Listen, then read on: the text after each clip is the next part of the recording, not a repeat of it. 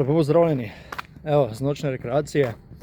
Zadnjič sem vas na svoj Facebook strani spraševal, komu namenjate več možnosti, ali New Yorku ali San Antonio. V bistvu so bili odgovori dokaj različni, kar je v bistvu fajn.